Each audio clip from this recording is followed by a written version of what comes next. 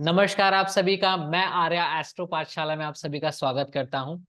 आज हमारे साथ मौजूद हैं विश्व विख्यात ज्योतिषाचार्य श्री अमित राज जी। आइए पहले गुरु जी का स्वागत करते हैं। नमस्कार गुरु जी, प्रणाम आप सभी का। नमस्कार आर्यन जी। आपके साथ सभी दर्शकों को नमस्कार। गुरु जी, एक ऐसा विषय लेकर आए हैं आज हम, जो अपने आप में एक रहस्य है, क्योंकि वो नाम अपने आप में एक रहस्य है। केतु।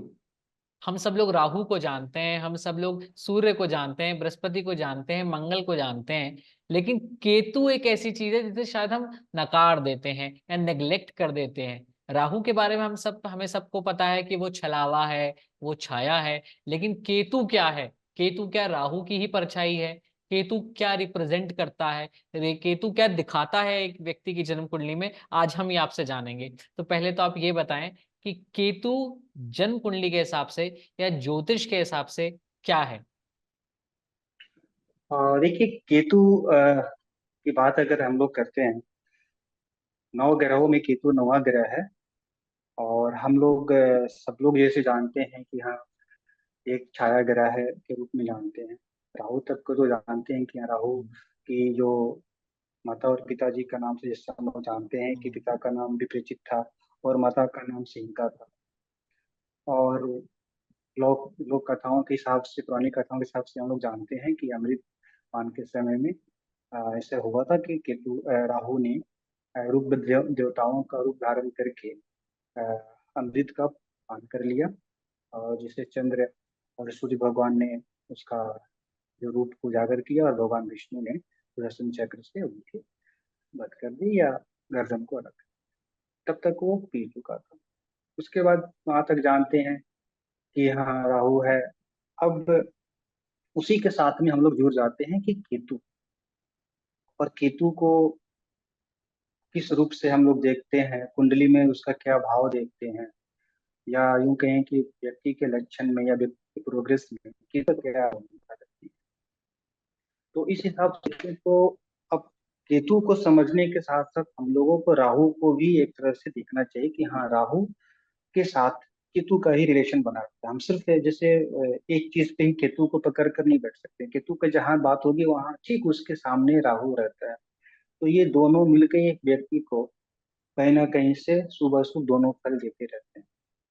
इस तरह से अगर राहु लग्न में बैठा है तो केतु सप्तम भाव में बैठेगा। ठीक उसके सामने अगर चौथे भाव में बैठा है राहु, तो केतु दसम भाव में बैठा है। तो इस तरह से दोनों एक दूसरे के सामने सामने रखते हैं। तो अब केतु का जहां तक हम लोग बात करते हैं, अगर रिलेशन में अगर हम लोग केतु को पकड़े, तो जहाँ तक हम लोग नाना नानी के संबंध से देखते हैं कि हमारे जैसे फैमिली में अगर पकड़ लें तो केतु कौन है, तो हमारे नाना नानी हुए। रिलेशन में उसको अगर देखा जाए तो पुत्र के रूप में भी उसको देखते हैं कि हाँ, अगर पुत्र का संतान है तो हाँ, वो हमारा एक तरह से पिता के लिए केतु का भी बात आ जाता है। दूसरी तरफ बात अगर करते हैं धर्म दृष्टि के हिसाब से, तो केतु क्या है? केतु का अगर हम लोग अर्थ की बात करते तो केतु एक ध्वजा है, पताका है। थोड़ी सी और आगे जाकर डिप्टी अगर देखें तो केतु एक ब्रांड है। आज हम लोग जितने मंदिरों पे, घरों में जो ध्वजा देखते हैं वो केतु है। पूजा स्थान पे बैठते हैं तो जो आसन है उसको भी, वहां भी हम लोग केतु को मानते हैं। जिस तरह से राहु को देखते हैं कि राहु जो है भौतिक सुखों का कारक होता है, सुख सुविधा से लेके, छल प्रपंच से लेके उसको जुड़ा हुआ है। ठीक अगर उसके उल्टा देखें सामने, तो केतु जो है आध्यात्म से जुड़ा हुआ है, आध्यात्मिक ज्ञान से जुड़ा हुआ है, मोक्ष से जुड़ा हुआ है रहस्यों से, गुप्त रूप से। अगर जो भी रहस्य विद्याएं जो हम लोग जानते हैं, खासकर जो तंत्र मंत्र लोग सीखते हैं, धार्मिक ग्रंथ ग्रंथों के में जो ज्यादा रुचि रखते हैं, उनकी केतु की पोजीशन वहां से हम लोग देखते हैं कि हाँ, उनकी केतु की पोजीशन अच्छी है, ये वो केतु से जुड़े रहते हैं। तो ये चार चीजें जो हैं हम लोग केतु को पकड़ लेते हैं। केतु का दूसरा बात अगर हम लोग देखें तो केतु क्या है? भगवान विष्णु का ने सुदर्शन चक्र से जब वो राहु का वध किया, यानी कि राहु का गर्दन को सुदर्शन चक्र से कट दिया, तो ऊपर का हिस्सा, जो गर्दन के ऊपर जो हिस्सा है वो तो राहु हो गई, धड़ जो केतु हो गया। अब ये दोनों, लेकिन अमृत पान करने के बाद दोनों में तो जीव आ गए थे। जो रहस्य में तो वो सिस्टम था कि हाँ भाई अमृत तो पान कर लिए, और उसके हिसाब से उन्होंने भगवान से विनती और विनय करना शुरू कर दिए। जबकि इसमें माध्यम कौन बना दोनों को डिवाइड करने का? सुदर्शन चक्र। हम्म, अब केतु ने सुदर्शन चक्र से विनती वंदना शुरू कर दिया कि मेरा क्या दोष है, हमने तो पान नहीं किया, पान तो राहु के द्वारा हुआ, अमृत का पान। हम्म, तो प्रभु अब हमारी इस पोजीशन को, इस दुर्बल स्थिति को अब आप क्या कर सकते हैं? कुछ हम्म, तो हमें मैंने करना ही पड़ेगा। तो सुदर्शन का इसमें तो गलती नहीं थी और भगवान का भी नहीं, अब तो जो होना था तो हो गया था। तो हम्म, कहीं जगह लोक कथाओं के हिसाब से हम लोग सुदर्शन चक्र को ही के द्वारा केतु को पुत्र भी माना गया है, क्योंकि उसकी अच्छा, उत्पत्ति तो सुदर्शन चक्र से हुई। अब सुदर्शन चक्र ने भगवान विष्णु से भी विनय अर्चना की, जिसकी वजह से राहु को भी भगवान विष्णु ने, उनकी लीला ही कही है कि भगवान विष्णु ने राहु को भी ग्रह में सम्मिलित कर लिया और केतु को भी ग्रह में सम्मिलित कर लिया। अब वो दोनों हमारे छाया ग्रह के रूप में हम लोगों को प्रकृति के हिसाब से मिले हैं, और भगवान विष्णु ने उनको ये काम दिया कि हाँ ठीक है, करते रहिए। इन हम्म, सभी कार्यक्रम को देखते हुए शनि और मंगल जी ने भी अपने अपने वक्तव्य किए हैं और अपने अनुसार भाव रखे हैं। अगर हम पुरानी क्लासिकल बुक को अगर देखें और गुरुजनों से भी बात करते हैं, इस पर चर्चा करते हैं, तो ये आया कि राहु की एक्टिविटी को देखकर शनि ने एक तरह से अपनी प्रतिक्रिया दी, बोली कि चलो राहु को अच्छा माना। क्योंकि शनि का कहना था, शनि ग्रह ने ये देखा, शनि देव की कहना यह था कि ये अपने दुष्ट यानी गलत ग्रुपों से निकलकर देवों के स्थान में आने की कोशिश किया। अच्छी बात है, उसको उन्होंने की शुभता देखकर उनको एक प्राथमिकता दी कि हाँ चलो अच्छा बात है, इसके अंदर में कुछ तो गुण है कि गलत जगह से निकलकर अच्छी जगह पे आया। हम्म, वैसे भी मंगल ने भी वहां पे कुछ पॉइंट, मंगल ग्रह ने भी वहां पे पॉइंट दिए हैं कि हाँ अच्छे ग्रह से, अच्छे ग्रहों में या अच्छे संगत में बैठने की कोशिश की है, हम्म, लेकिन गलत तो गलत होता है, तो भगवान विष्णु ने उसको वहां से दंडित किया। तो ये दोनों तरह से अगर देखा जाए ना, तो राहु के साथ में शनि को देखा जाता है। राहु की जो भी शनि ग्रह से रिलेटेड जो आप देखेंगे पूजा या सिस्टम जो, तो वहां पे झलक जाता है। माने माना भी गया है कि शनिवार जो है राहु और केतु की जो भाव भाव जो होती है वो राहु से सॉरी मंगल से मिलती है, इसलिए कहा भी जाता है कुछ राहु केतु। अब ये दोनों भाग में देखा जाता है कि अब केतु से जो लक्षण है, जो सिस्टम है, जो प्राकृतिक लक्षण है, वो मंगल से मिल जाता है और शनि से राहु का मिल जाता है। उपाय भी ऐसे ही ऐसे हम लोग किया जाता है। अब देखते हैं कि कुंडली जब हम लोग देखते हैं, तो कुंडली में जब हम लोग देखते हैं तो सबसे पहले ये देखा जाता है केतु और राहु की क्या पोजीशन है। क्योंकि देखिए केतु एक तरह से आत्मा का भी कारक बनाता है, जिसके कारण वो अगर मून के साथ बैठता है तो वहां पे जैसे पितृ दोष आता है, जिससे मृत्यु दोष भी आ जाता है। तो वो वहां से चंद्रमा को काफी प्रीत करता है। वहीं पे केतु अगर खासकर अगर कुंडली के चौथे भाव में है तो वो मातृ सुख के लिए भी दिक्कत कर देता है, क्योंकि वो चंद्रमा पर रिषभ करता है, चंद्रमा का घर है। तो कुंडली में हम लोग उसको देखकर ये करते हैं कि हाँ आपका केतु की पोजीशन कैसा है। जहां तक कुंडली के हिसाब से हम लोग देखते हैं कि ग्रह कहाँ पर बैठा है, तो 3, 6, 9, 12 भाव में केतु की पोजीशन अगर देखते हैं तो उसको हम लोग मोटा मोटी शुभ मानते हैं कि चलो यहाँ पे कुछ अच्छा परिणाम देगा। वहां पर अगर 5, 9, 9 में होता है तो उसको दृष्टि डालते हैं, तो वहां पे हम लोग उसको थोड़ा सा अच्छी नहीं मानते। फिर भी लगन के हिसाब से उसको प्रिडिक्शन किया जाता है और हम लोग उपाय करते हैं। तो ये केतु का ये परिचय है कि राहु से रिलेटेड, राहु को जानते हुए हम लोग केतु को वहां से भाव को देखकर समझते हैं। गुरुजी, एक बहुत बड़ी क्वेरी ये है कि अगर किसी कुंडली में केतु अशुभ हो तो उस व्यक्ति के स्वभाव में क्या बदलाव रहेगा, या उसके जीवन में क्या बदलाव रहेगा, कैसा स्वभाव रहेगा, कैसा जीवन रहेगा एक खराब केतु वाले के व्यक्ति के जीवन में? हाँ ये देखिए बहुत अच्छी विषय है, क्योंकि बहुत आदमियों की कुंडली नहीं रहती है, या वो जल्दी कुंडली नहीं पकड़ पाते हैं। तो आदमी का चाल चलन जो है, व्यवहार है, उससे जरूर हम लोग केतु के भाव को पकड़ लेते हैं। जैसे केतु से जो व्यक्ति ग्रसित होते हैं, सबसे पहला देखा जाए तो उनका पैर से रिलेटेड, नर्व से रिलेटेड बीमारियां दिखती हैं। व्यक्ति का जो पैर का जो नाखून है वो बिगड़ेंगे। अच्छा। खाने पान तो भी देखा जाएगा तो व्यक्ति का पैर के नाखून में प्रॉब्लम रहेगी। नाखून देखिएगा, नाखून दिखने में अच्छे नहीं लगेंगे। यहाँ तक कि उसे कमर के नीचे का प्रॉब्लम रहेगा। आ, पैरों में दर्द होना, नस से प्रॉब्लम होना, ज्वाइंट पेन का ज्यादा दिखाई देगा उसका। वो व्यक्ति इस तरह से बीमारियों से घिरे रहेंगे। दूसरा चीज, वो व्यक्ति अपनी चिंता नहीं करके दूसरों की बुराइयों में ज्यादा ये रहेंगे। कौन क्या कर रहा है, हर जैसे खबर भी लेंगे ना तो किसी के नेगेटिव चीजों पर ज्यादा लेंगे। किसी के पीठ पीछे की बात करना उनके एक हैबिट से हो जाएगी। तो वो खराब केतु की निशानी है कि इस तरह से जो व्यक्ति हैं वो हमेशा अ, ऐसे कामों में नजर आते रहेंगे। बुराइयां, किसी की बुराइयां करना, जिससे हम भाषा में हम लोग चुगली करना बोलते हैं, वो उसी टाइप के रहेंगे। कहीं भी किसी को बोलेंगे तो नेगेटिव ही लेंगे कि अरे उसका क्या हुआ, ऐसे सुने थे, अभी क्या पोजीशन है। अब वहीं मैंने ज्यादातर नेगेटिव। अच्छे केतु है तो वो अपने धर्म कर्म में व्यस्त रहते हैं। उनका किसी रहस्य विषयों में उसमें रिसर्च करते रहेंगे। धार्मिक मंत्र विद्या में, तंत्र में, उसमें अपना अच्छा लगे रहेंगे। कोई ना कोई पुरानी क्लासिक किताब लेकर धर्म कर्म के बारे में बात करेंगे। ये अच्छे केतु की पहचान है। लेकिन जहां तक नेगेटिव केतु की बात है तो वो सबसे पहली बात क्या है कि वो बेचारे शारीरिक परेशानी से हमेशा जूझे रहेंगे। उनके संतान, पुत्र संतान की कमियां या तो होगी नहीं, या अगर होके भी नहीं रह पाएंगे। बहुत से ऐसे होते हैं कि बच्चे एक दो बच्चियां तो हो जाती हैं मगर कुछ संतान के वो उनकी लालसा जो होती है पूरी नहीं हो पाती है। तो बेसिकली वहां भी लाल देखा किताब गया है में कि संतान केतु से का कष्ट अगर हम होता बात करें तो पुत्र संतान के लिए कहा गया, मतलब संतान शब्द पुत्र संतान के लिए संबंधित है। है। हाँ, पुत्र संतान के लिए ही है। देखिए, संतान ऐसे तो देखा जाए तो संतान में जो लड़कियां लड़का दोनों माना गया है, लेकिन हम लोग जो भी देखे हैं प्रैक्टिकल, अभी जो भी कुछ कुंडलियां देखने को मिला तो उस और उसमें लाल किताब के हिसाब से हम लोग को पूरी तरह से मैच हो रहा है कि व्यक्ति को पुत्र संतान प्राप्ति नहीं हो पा रही थी।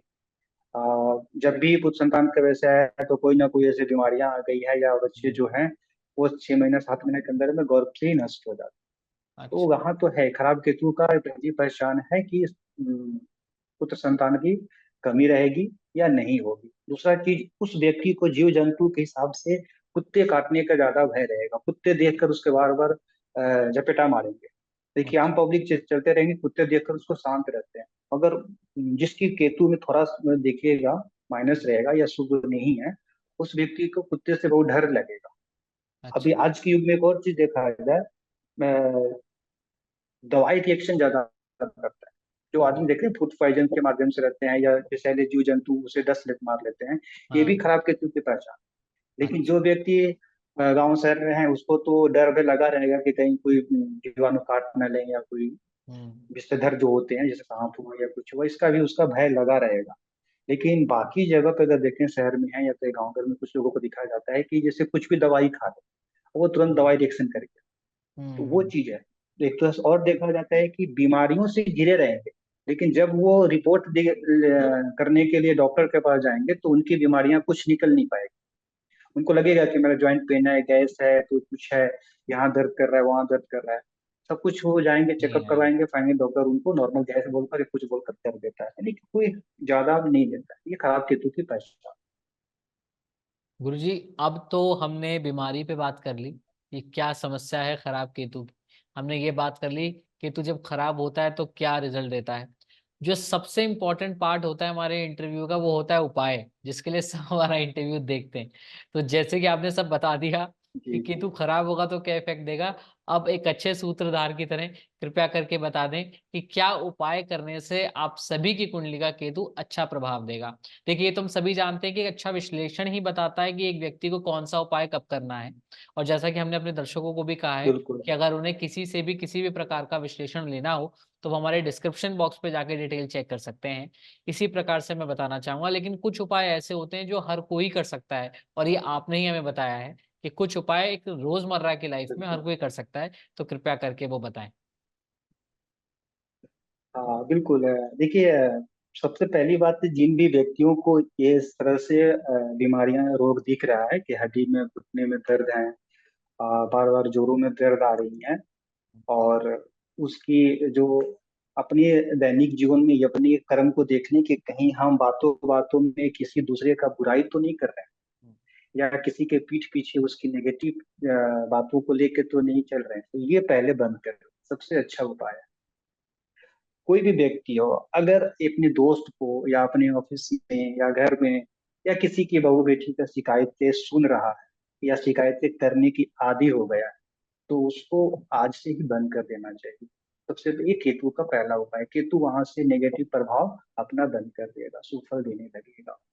दूसरा ये है कि जनरली अगर खान पान की जो बातें हैं वो तो धर्म कर्म के हिसाब से खाना ही चाहिए। कभी भी हम हमारे सनातन धर्म में ये हमको कहा गया है कि शुद्ध खान पान करने से ये चीजें अच्छी रहती हैं। और दूसरा, अब बात आती है कि पूजा पाठ में, तो पूजा पाठ के हिसाब से अगर देखें तो भगवान गणेश को पूजा करना चाहिए। भगवान गणेश की पूजा पाठ करते हैं, उनको भी दुर्वा चढ़ाएं, खासकर बुधवार को दुर्वा चढ़ाएं, तो भी उनका अच्छा रहता है। शनि भगवान के दिन भी, जैसे शनिवार को दिन, जिससे शनि भगवान को पूजा करते हैं, उस दिन भी भगवान शिव के मंदिर में जाकर केतु भगवान के लिए पूजा कर सकते हैं। जिनको ज्यादा कष्ट है शरीर में, जर दर्द रहता है ज्वाइंट में, घुटने में, नस काम नहीं करता है, कमर के नीचे का प्रॉब्लम है, अपने पैरों से चल नहीं पा रहे हैं, वो क्या करें कि केतु से रिलेटेड जो तिल होता है, जैसे दो तिल, जैसे सफेद और काला तिल, इसका दान करें। तो जिस भी जरूरतमंद है उनको दान करें, या शिव जी के मंदिर में जाकर शिवालय पे अर्पित करें और अपनी पूजा अर्चना करें, तो उससे उनका लाभ मिलता है। दूसरा चीज होता है कि जैसे कोई अंधा स्कूल है, जिस व्यक्ति को, दृष्टिहीन व्यक्ति को मदद करें, कुष्ठ रोगी हैं उनको मदद करें, उनके लिए जो भी जरूरत के सामान है, खान पान की चीज है, उनको दें, तो भी उनका केतु फल प्राप्त होगा। तीसरा आता है दान में, दो रंग की कंबल अगर वो दान करते हैं जरूरतमंद को, तो खासकर मोटा कपड़ा भी बोला गया है, तो वो दो रंग की हो, तो वहां भी केतु का सुफल प्राप्त होता है। जीव जंतु की सेवा के हिसाब से अगर बोले, तो सात अंडा जो होता है, वो अगर पंछियों में खिलाते हैं, पंछियों को देते हैं, तो वहां केतु का सुफल प्राप्त होगा। उसके बाद आता है केतु को कुत्ता से भी जोड़ा जाता है।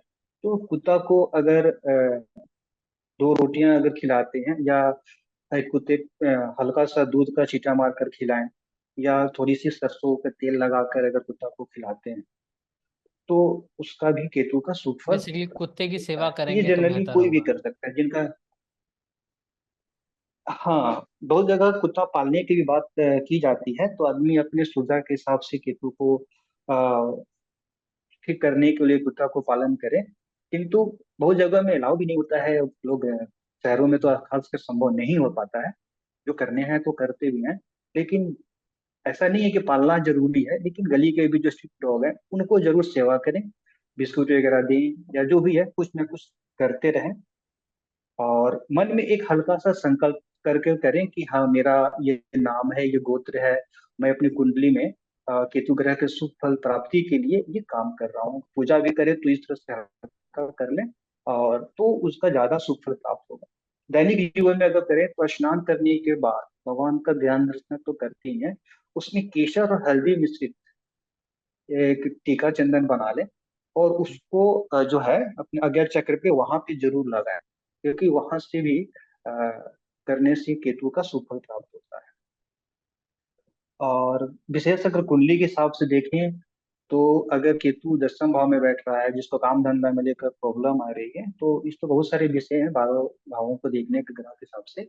किंतु जिसको काम धंधा में बार बार प्रॉब्लम आ रही है, तो वो अपने घर में चांदी की डिब्बी में शहद भर के भी रख सकते हैं, उसका भी काम धंधे में केतु का शुभ फल प्राप्त होता है।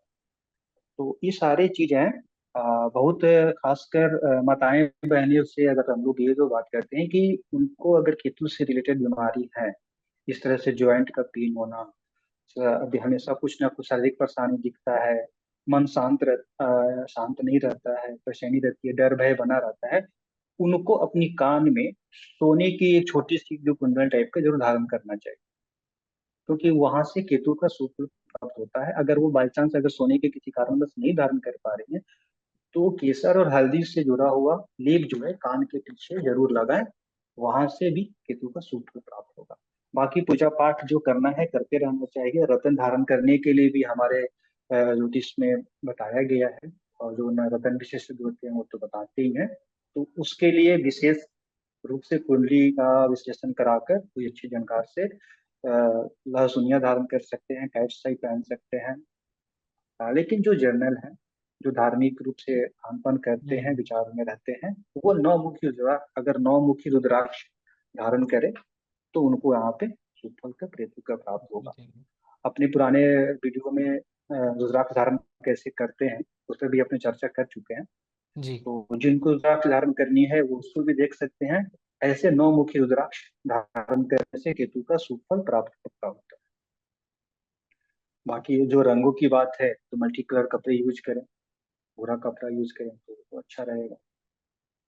ये केतु के शुभ फल प्राप्ति के लिए बहुत अच्छी बात है। इन सारी चीजों के साथ में अगर मान लीजिए घर धर्म काम धर्म कर्म में जुड़े हुए हैं, तो साल में कम से कम एक बार ध्वज जो होता है, खासकर जिसमें ओम लिखा हो या श्री राम का लिखा हुआ हल्का पीला कलर का कॉटन का जो हो, वो किसी मंदिर पे लगवा सकते हैं। किसी धर्म धार्मिक स्थान पे लगाएं, या अपने घर पे भी ध्वजा लगाते हैं, तो उससे शुभ फल का प्राप्त होता है। उनकी रोजी रोटी रोजगार में, शारीरिक परेशानी में भी अच्छी लाभ मिलेगी, उसे कष्टों से छुटकारा मिलेगी। धन्यवाद गुरुजी, आज आपने हमें इतने सारे उपाय बताए हैं जिसको हर श्रेणी का व्यक्ति कर सकता है। कोई बच्चा है तो वो टीका लगा सकता है, कोई बड़ा है तो वो ध्वजा लगा सकता है, कोई बुजुर्ग है तो वो अपने आचरण में बदलाव ला सकता है। हर व्यक्ति, जरूरी नहीं हर कोई जो जेमस्टोन नहीं पहन सकता वो उपाय नहीं कर सकता। आपने जेमस्टोन के बिना भी उपाय बताए हैं, बिल्कुल। जो कि बहुत अलग चीज है और बहुत अच्छी बात है। खासियत लाल किताब की यह है कि कम से कम इसमें उपाय बहुत रीजनेबल होते हैं, और जिस प्रकार से आप बता रहे हैं, एक विशेषज्ञ की स्पेशलिटी भी है कि वो हर वर्ग के लिए, क्राउड के जितने भी हमारा संख्या है, जितने भी हमारे लोग होते हैं, उसमें हर श्रेणी के लिए, हर वर्ग के लिए उपाय दे सके। आपका हार्दिक हार्दिक धन्यवाद गुरुजी, हमारी जनता को इतना अच्छा टॉपिक समझाने के लिए, हम सबको बताने के लिए कि केतु की महत्वता क्या है। और आगे हम आपसे बहुत जल्दी जुड़ेंगे। Thank you so much everyone for joining us in astro Pathshala. Kindly like our channel and subscribe our channel. Thank you so much. प्रणाम गुरुजी। Thank you.